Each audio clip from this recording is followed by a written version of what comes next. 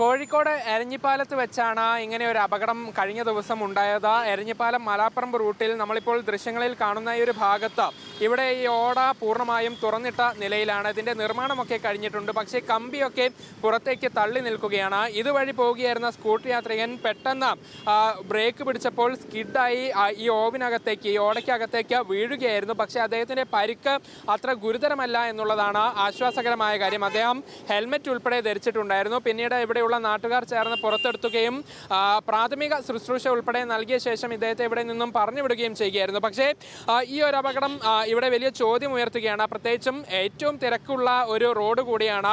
ഇവിടെയാണ് ഇത്രയും അശ്രദ്ധമായി ഇങ്ങനെ ഒരു ഓട തുറന്ന് ഇട്ടിട്ടുള്ളത്. വലിയ അപകടം ഇത് സൃഷ്ടിക്കുമെന്നുള്ളതാണ് ഏറ്റവും പ്രധാനപ്പെട്ട കാര്യം. ദൃശ്യങ്ങളിൽ കാണുന്നത് പോലെ കമ്പി പുറത്തേക്ക് തള്ളി നിൽക്കുകയാണ്. ഏതെങ്കിലും ഒരു സ്കൂട്ടർ ഇങ്ങോട്ട് വീഴുമ്പോൾ ഈ കമ്പിയിലേക്കാണ് തട്ടുന്നതെങ്കിൽ വലിയ ഒരു അപകടം അതുണ്ടാക്കും, വലിയ പരിക്കുകൾ ഉണ്ടാക്കുമെന്നുള്ളതാണ്.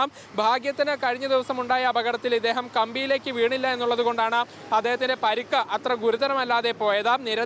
നിരവധി വാഹനങ്ങൾ ഇതുവഴി പോവുകയും ചെയ്യുന്നുണ്ട്. ഒരുപക്ഷെ ഇരുചക്ര വാഹനത്തിനൊപ്പം തന്നെ കാറുകളാണെങ്കിലും ഇതുവഴി ചേർന്ന് പോകുമ്പോൾ ശ്രദ്ധ തെറ്റിയാൽ ഈ ഓടയിലേക്ക് ചെരിയാനുള്ള സാധ്യത കൂടെ കൂടുതലാണ്.